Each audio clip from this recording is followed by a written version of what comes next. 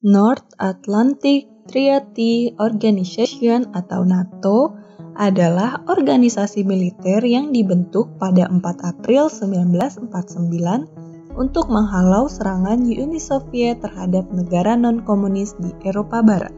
Organisasi ini mulai diperbincangkan setelah adanya serangan militer Rusia ke Ukraina. Pasalnya, banyak sumber yang menyatakan bahwa salah satu penyebab serangan militer tersebut yaitu keinginan Ukraina untuk masuk ke dalam NATO. Namun, Rusia menolak keinginan Ukraina. Lantas, bagaimanakah sejarah NATO dan apa tujuan dibentuknya organisasi ini? Simak penjelasan berikut ini.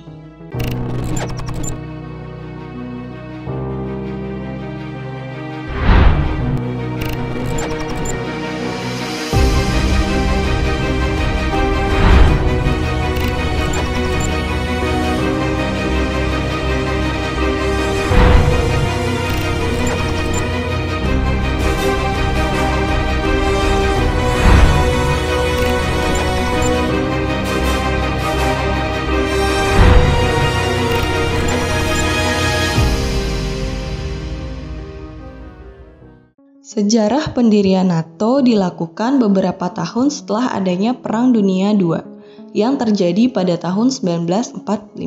Hal ini dilatar belakangi karena usai Perang Dunia, ekonomi negara-negara Eropa Barat runtuh dengan militer yang melemah. Di sisi lain, berbagai partai baru berhaluan komunis kuat bermunculan di wilayah Prancis dan Italia. Komunis pada tahun 1948 di bawah sponsor Uni Soviet bahkan mengkonsolidasikan kendali mereka atas pemerintah di wilayah Eropa Tengah dan Timur dengan menekan semua aktivitas politik non-komunis. Hal ini lantaran usai perang, Uni Soviet masih berkedudukan sebagai negara yang unggul. Selanjutnya, Inggris dan Prancis yang mengkhawatirkan adanya ketegangan politik kemudian merumuskan gagasan NATO.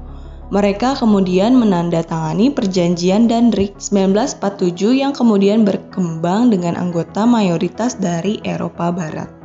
Selain itu, sejarah NATO berhubungan dengan munculnya Perang Dingin antara Blok Barat dan Blok Timur. Munculnya kedua blok ini tidak lepas dari Perang Dunia Kedua yang berhasil memunculkan dua kekuatan besar yaitu Uni Soviet dan Amerika Serikat. Kedua negara tersebut memiliki ideologi yang saling bertentangan. Kedua negara tersebut kemudian membuat blok besar.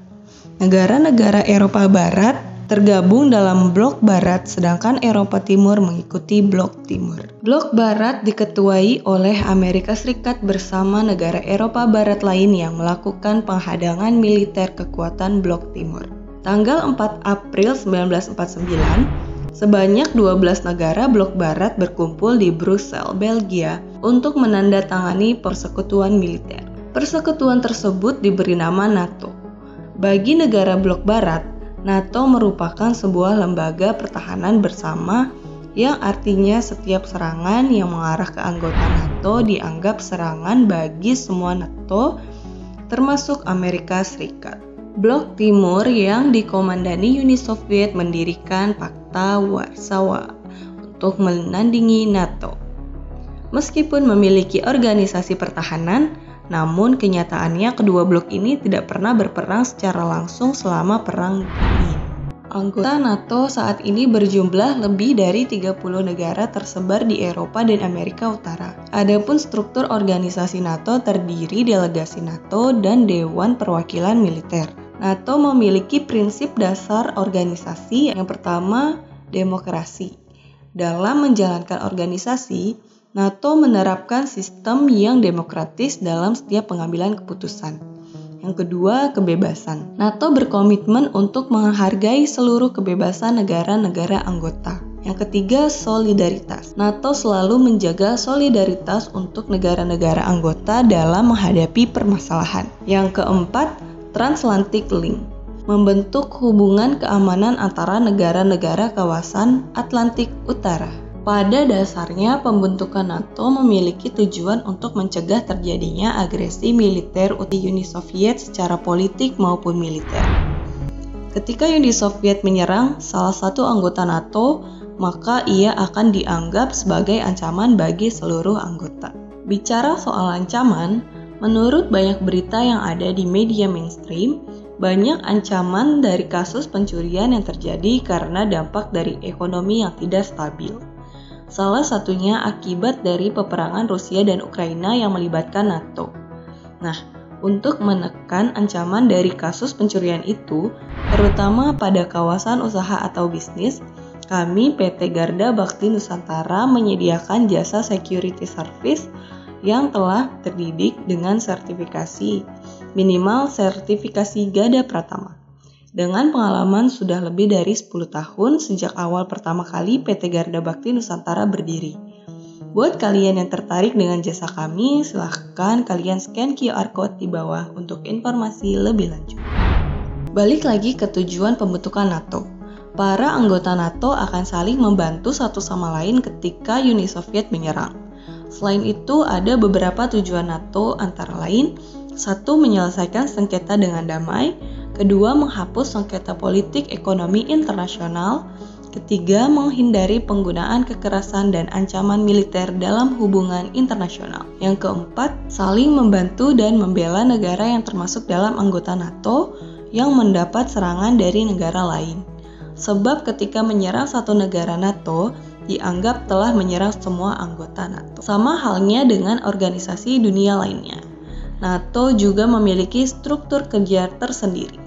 Berikut struktur kerja NATO berdasarkan tugas dan tanggung jawabnya. 1. NATO Delegation. NATO Delegation memiliki tugas dan tanggung jawab untuk mewakili negara yang merupakan anggota NATO. Setiap negara memiliki kewenangan yang berbeda berdasarkan instruksi dan negaranya serta melaporkan kembali hasil keputusan dan proyek yang dijalankan NATO. Perwakilan ini bisa diwakilkan oleh Menteri Luar Negeri atau Menteri Pertahanan atau menteri lain yang berkompeten atau kepala pemerintah jika dirasa pantas dan mampu. Setiap tahun, organisasi ini mengadakan rapat minimal 3 kali setahun. Dalam NATO Delegation dibagi lagi menjadi 2, yaitu Nuclear Planning Group dan North Atlantic Council. Nuclear Planning Group bertugas sebagai badan senior dalam masalah nuklir di aliansi dan membahas perihal kebijakan khusus yang berhubungan dengan penggunaan senjata nuklir. North Atlantic Council adalah badan yang membuat keputusan politik utama dalam NATO. Dewan ini bertugas untuk mengawasi proses politik dan militer yang berhubungan dengan masalah keamanan yang mempengaruhi seluruh aliansi. 2. Military Representative.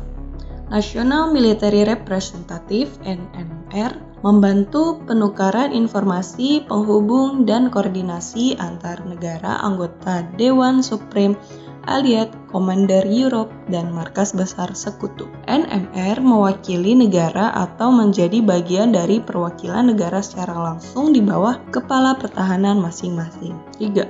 Secretary General. Sekretaris Jenderal adalah pejabat yang bertanggung jawab untuk memberikan arahan proses konsultasi dan pengambilan keputusan dalam aliansi tersebut. Jika keputusan tersebut disetujui Sekretaris Jenderal, maka keputusan tersebut harus diimplementasikan. Sekretaris Jenderal memiliki 3 tanggung jawab dalam aliansi, yaitu Sekretaris Jenderal bertindak sebagai pimpinan dalam badan pembuatan keputusan aliansi.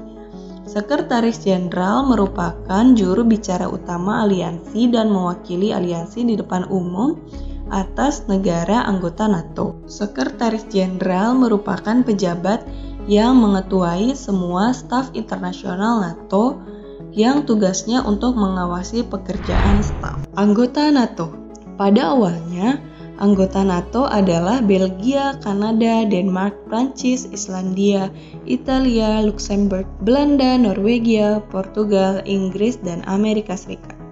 Namun seiring berjalannya waktu, anggota NATO pun berkembang hingga kini NATO memiliki 30 anggota negara di Eropa dan Amerika Utara. Berikut ini adalah daftar negara yang menjadi anggota NATO. Amerika Serikat, Inggris, Prancis, Belgia, Belanda, Luxembourg, Kanada, Italia, Portugal, Islandia, Denmark, Norwegia, dan lain-lain.